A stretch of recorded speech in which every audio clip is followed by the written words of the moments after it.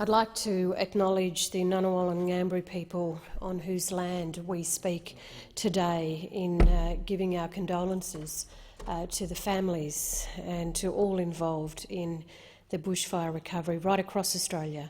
And I note that here on this country of the Ngunnawal and Ngambri people, the bushfires that are still burning here. It has been a summer of loss and trauma for so many, Madam Deputy President, and I extend deepest condolences to all families, friends of those who have lost loved ones, and all those who have lost country, homes, treasured possessions and livelihoods. My deepest sympathies on behalf of the people of the Northern Territory. To those who have tirelessly fought the fires day and night, week in and week out, I salute your efforts. The people of the Northern Territory do. We are in awe of what you do. Madam Deputy President, I'd also like to say a very big thank you to our firefighters and volunteers from the Northern Territory who assisted in various jurisdictions over the past 5 months as individual places, communities and towns called for help across Australia. To my colleagues here and in the other place who've spent their summer also on the front line fighting the fires, supporting their communities and constituents on the ground, lending a hand, thank you. I've heard many say conditions such as those that we face this summer is the new normal. I cannot accept this. We will not accept it. We have to face the loss of thousands more square kilometres to out-of-control fires every summer. That families will have to flee their homes, farmers see livestock and infrastructure wiped out, businesses burned down. That ancient forests that have never seen a wildfire have now gone and others are threatened. That an estimated 1 billion native animals have been killed. The fires have been and continue to be acute and sometimes overwhelming. Our focus is rightly on the continuing firefighting efforts, recovery in those areas where the immediate threat is eased, and supporting those who have been impacted. Madam Deputy President, we certainly refuse to accept that what has been going on is the future. We have to do everything we can to bring emissions down in Australia and internationally. It will get much worse if we don't. The use of fire as a landscape management tool is not new to First Nations people. In Arnhem Land, it runs through all aspects of our lives, spirituality and the way we interact with the ecology, and we've done so for many thousands of years. We know it's different everywhere. It's about culture, vegetation type, weather, climate and so much more. In the modern context, it's been made more complex by 200 years of settlement, new fire-promoting weeds, feral animals, changing the landscape, dense settlement patterns of people and houses in many areas, and of course an increasing level of drought and drying and intense hot weather due to climate change. We also know, Madam Deputy President, and shouldn't forget, that First Nations communities are managing for those contemporary issues too. It's happening right across Australia, in particular through well-established Indigenous ranger groups and Indigenous protected areas who all have some level of planning and capacity around managing fire. It's knowledge that we so want to share right across Australia. The people of the Northern Territory and the First Nations people who do this in terms of burning off. Even on my home country of the Yanyuwa and Gardawa people, burning off is something that has culturally been significant for generations, something we've been able to teach and work closely with non-Indigenous Australians in particular in the firefighting industry.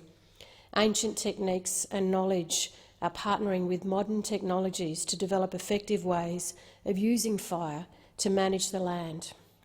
I read a comment recently that a few well-placed matches, like in the old days, would have somehow been an effective way of managing fuel loads and mitigating fire risk. Nothing could be further from the reality of modern fire management practices that are being used by Indigenous rangers. Sometimes these First Nations rangers work from helicopters, working with scientists, sometimes with drip torches, sometimes not. And the longer these ranger teams have been around and the better they're resourced, the more they're a key element for the entire community, for the Australian community, and how we manage fire. Indigenous ranger groups are working side by side with fireys, state agencies, national parks, local shires, local government, In many cases, they are the fireys. The southern parts of Australia, from Queensland to WA, have been severely hit to an extent we've never seen before, and it's not over yet by any stretch. The smoke we've seen here on Ngunnawal and Ngambri country today is proof, if we ever needed it. We've watched it all summer, and we saw fires start in winter. This is not business as usual. It's been a particularly hard season for many in the Northern Territory over the past year. Highly experienced and accomplished landscape managers like the Watercan Corporation and Western Arnhem Land have sophisticated fire management techniques. They've applied cultural knowledge in combination with Western science and technology over the last 10 years, greatly reducing the severity and spread of wildfire in their region. It's knowledge they are so willing to share. But this last year has been a major test even for them. An extended and pronounced dry season has seen them applying huge effort since as far back as last June, extending into what is normally the wet season. The rangers at Watercan all suspended their Christmas holidays this season to keep the fires under control. They've done everything right, applied hazard reduction and cultural burns over a decade, but a changing climate and its impacts on our wet season and our weather has seen them spending down significant amounts of their own money and time to keep country, wildlife and property safe. In doing so, they greatly protect the flanks of our other natural assets like Kakadu National Park. In Queensland, groups such as the Bunya Rangers are in a different position. They aren't landowners, but they have over several years stepped up in responsibility for land management in their region. They negotiate and build relationships with local landowners and shires, parks, agencies and others, and through forging these relationships are making a vital contribution to their community, culture and the public benefit of all Queenslanders. They've been working closely with other services and sharing their expertise and knowledge to prepare for and to fight fires. In New South Wales, the Minyumai Rangers working on the Minyumai IPA south of Lismore and the Wattle Ridge Indigenous Protected Area near Armidale were both hit hard by fire over Christmas and New Year. They did everything right in terms of preparation. They did their cultural and hazard reduction burning. They worked side by side with local fireys and park rangers, but the extreme conditions meant they were heavily impacted.